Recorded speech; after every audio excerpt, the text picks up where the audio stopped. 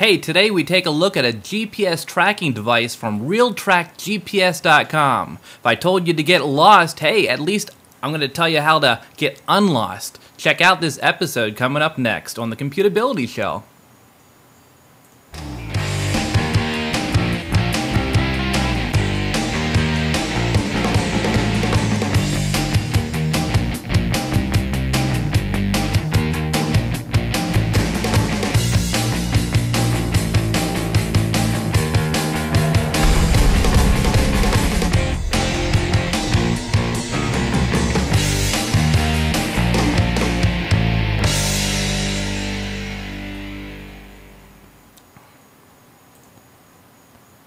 Hey, welcome to another episode of the Computability Show.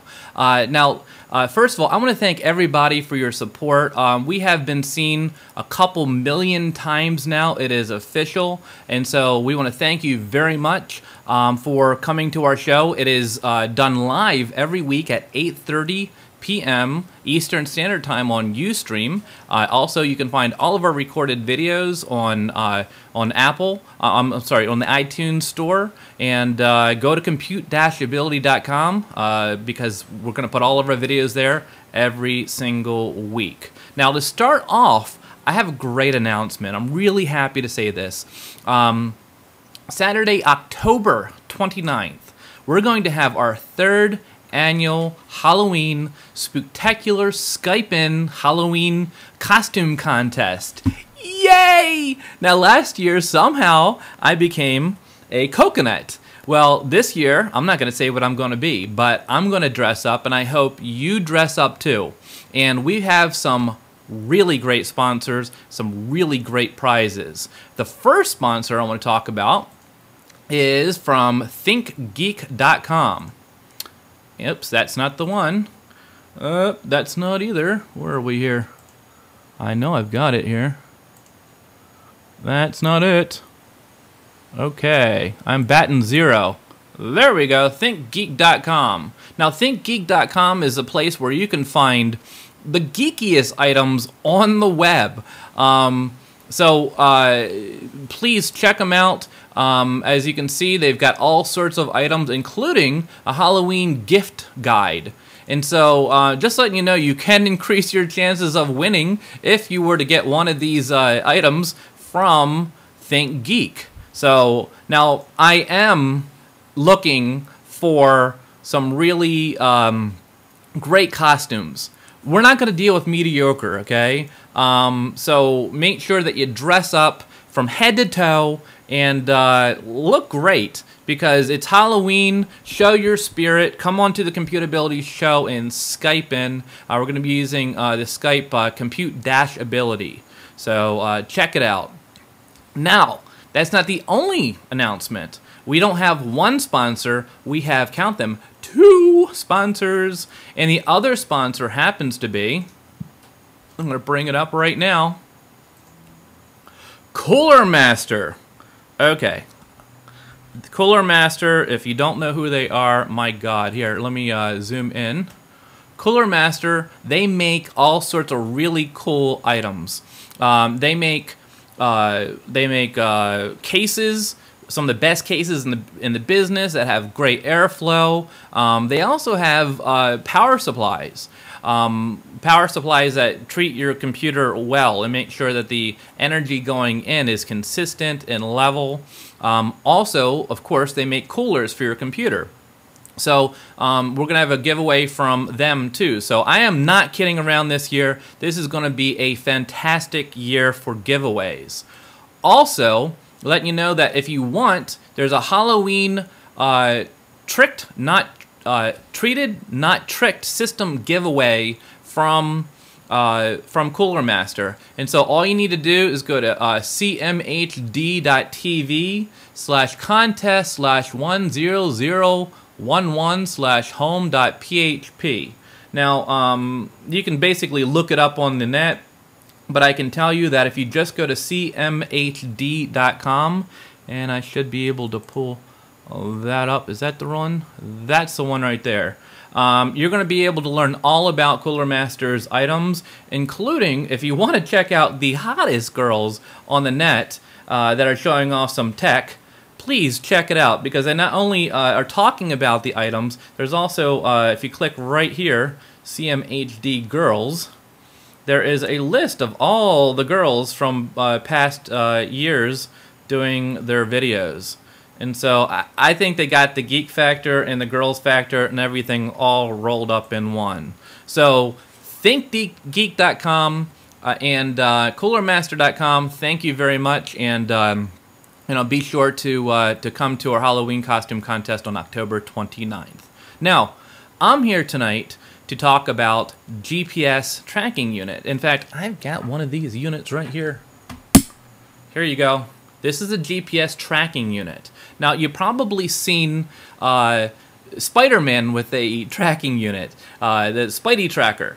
Or you might see Batman, but this is reality, and this is one that actually plugs into your car, or you can have it installed in your car. Now, I've heard about these things before, and you guys probably know a little bit about, these tracking units. You heard, like UPS uses these type of tracking units, but I'm going to show you how they work.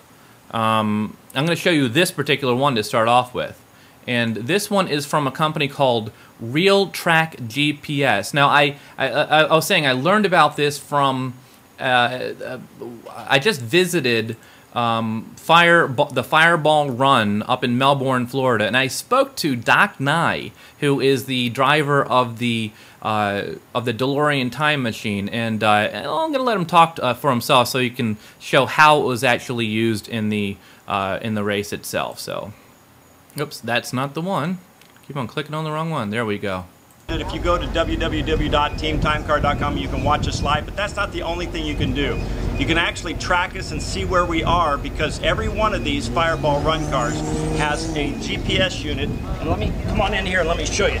Right here is the unit, okay? Team 15 is us, so this is logging only our car.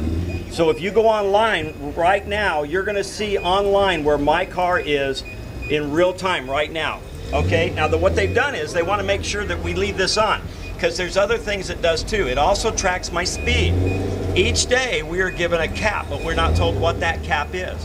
If you exceed that cap, you get a warning. If you exceed that cap 3 times within a day, you're sent packing, you're done, you get to go home. So no doing 90 miles an hour, Lambo guys, okay? No 88 miles per hour no for you, 88 buddy. miles an hour for me. I hope they took your time circuits and turned them off for the race. But if I do 88 miles an hour, I can go back and do it right the next time. They should be checking your rotogen level also. Now, there is something high-tech about this I haven't figured out yet.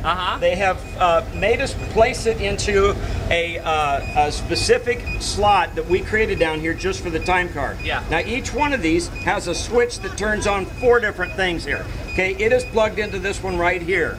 Okay, the interesting thing is we are not allowed to unplug this, and that's why they put the tape over it.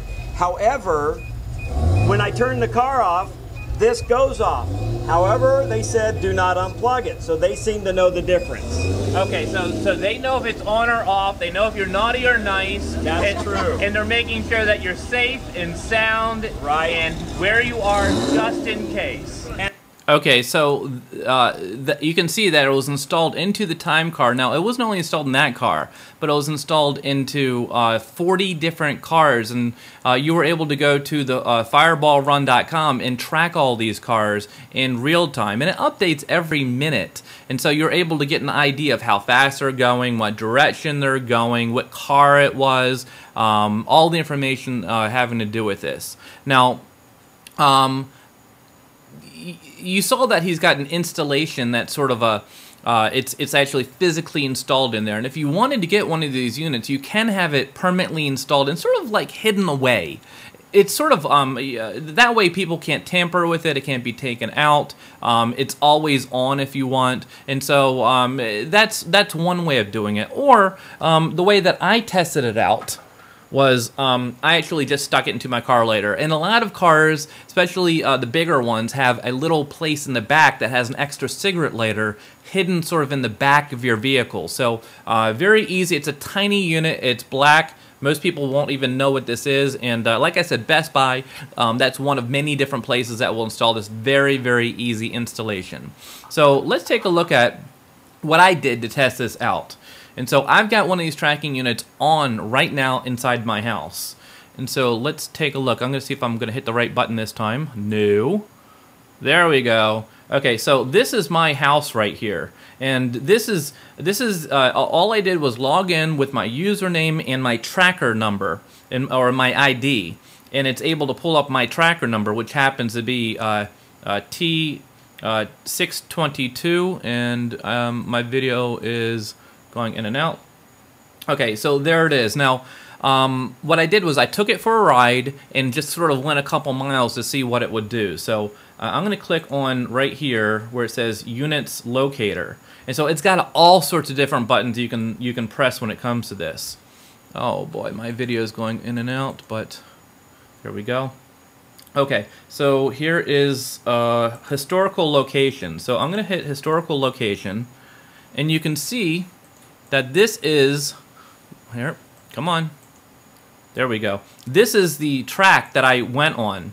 So I basically started off, I went left all the way around here, and each time you see one of these green items, that is saying the direction that I'm going, and basically it says how fast. So if I were to click, say, right here, I would know that I'm going 39 miles per hour, headed west on Palmetto Park Road.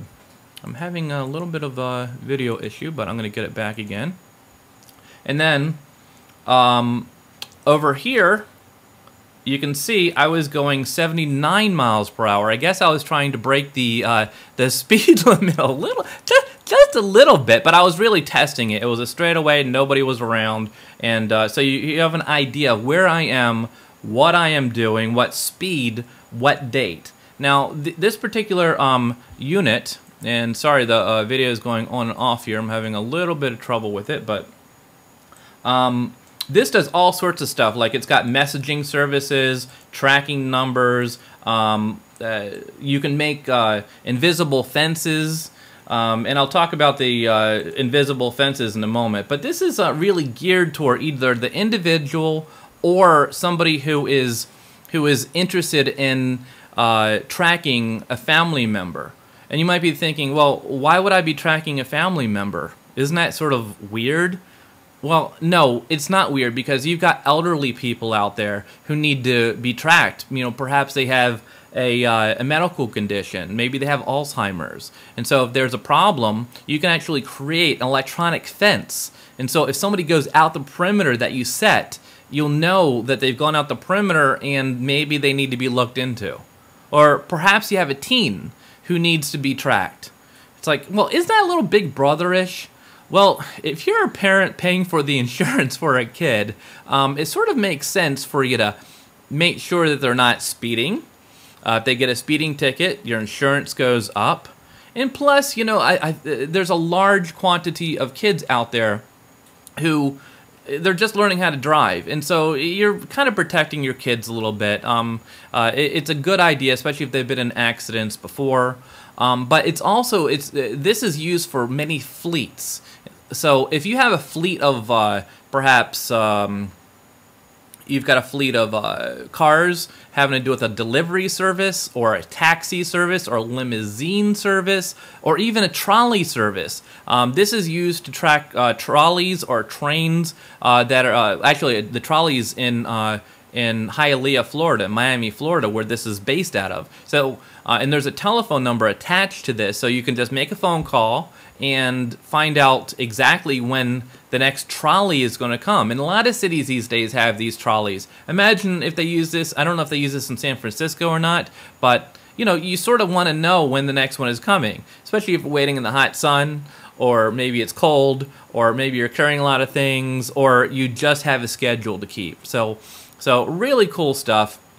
Now, what I was wondering about this whole thing was, how much does something like this cost? Well, what's cool about this particular company, is that it allows you to do this at a nominal fee, because you buy the unit and then you're just paid you pay per month, and so there's no contracts.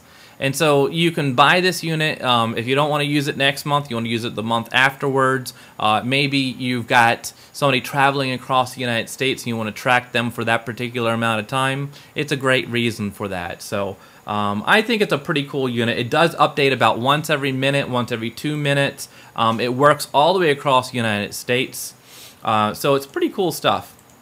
Now, I was thinking, how does this work? How does GPS work in the first place? Well, I know there's a bunch of satellites up there, and they're going around and doing their thing. But I really looked into it, and I want to show you a little map of what they look like.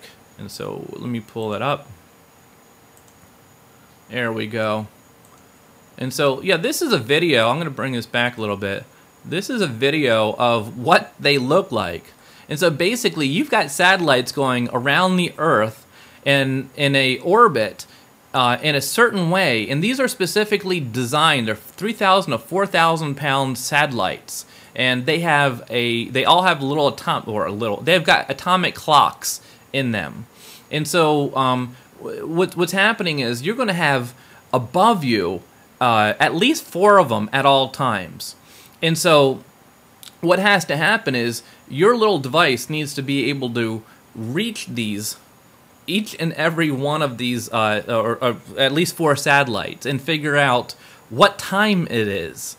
And so what do you mean by what time? Well, let me give you a little example, give you an idea. Where's my picture that I have? Oops, 1 second, guys. Is that it? Nope, I don't have my picture. There it is, right there. Okay, so here's the Earth. And imagine that you are right about here. I'm going to put it right here in the middle of the United States. Can you see that? Okay, and so you're going to have satellites above you. You're going to have one, say, right here, and you're going to have one right here, and one right here. And each of these satellites make, if you will, a sphere or a bubble. And this bubble is 3-dimensional. And so here's one, and here's the bubble, and here is another one. And then here is another bubble. And so we're just going to use 3 for demonstration purposes. Okay, so this is called trilateration. And trilateration, and a lot of people might think it's triangulation, but it's different because trilateration uses spheres and triangulation uses circles. And so just imagine 3 spheres where they converge, is where you're located. But how does it do that? Well, basically, each of the satellites has an atomic clock. And so you can't have an atomic clock inside your little device. And so what happens was it figures out what time it is right now where your GPS is. And then it finds out what time it is on each of the satellites. Well, the speed of light is 186,000 miles per hour. And so what happens is it figures out that it takes a certain amount of time for you to find out what time it is from each of these satellites. And so once it figures it out, it can figure out the distance you are from these satellites. And once you have 3 satellites that it can hook onto, hopefully 4, it can find out where they converge. Now, you have to do trilateration because you might be up in a mountain or you might be down in a valley. And so that's really going to make the difference between you being found. So the GPS not only finds out where you are, but how high you are in latitude, how high you are. Are you on a mountain or mountains up this way and valleys down this way. And also it can figure out the speed, because it can figure out that you are at this point and then you move to this point, and then it can figure out the speed. And this is all just done with a whole bunch of mathematics. In fact, I've got a little this is a if you can figure out the mathematics, this is how it works. But it's a pretty cool process. It's very complicated, but the bottom line is this is the way that we figure out where we are using GPS. Now, we used to use the stars just to figure out where we are in relationship to, we figure out the constellations and where we are according to the constellations, but this is a much better way of doing so. And this is all done with, how many satellites does it use? It uses 27 satellites. Now, 24 of them are in operation right now, but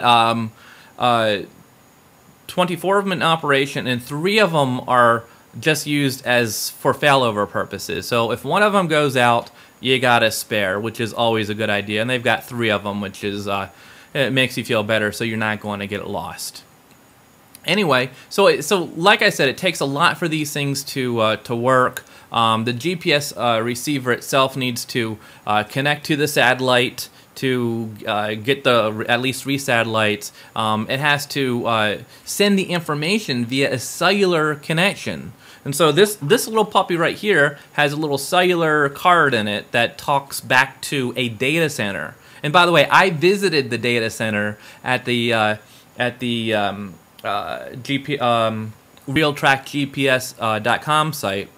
It is the cleanest data center. I've been in the Office Depot data center. I've been in multiple data centers in the United States, but this was like the cleanest, nicest one I've ever seen, and the friendliest people I've ever seen. So this is a nationwide company. I totally want you to check them out. And here is, I'm going to go ahead and show the website. Here's, oops, is that the website? No. No, there you go. This is the website, Real Track GPS. And so you can check them out. If you want to have more information, go to or send them an email, sales@realtrackgps.com, or call them at 866-762-9298. So that pretty much does it for our GPS show. Again, please come here next week. Our show is every Saturday at 8:30. Follow me on Twitter at Computability. Subscribe to me on YouTube. And finally, we're on Facebook and now Google+. This is Scott Liberto from the Computability Show, wishing you happy computing, and we'll see you next week on the Computability Show.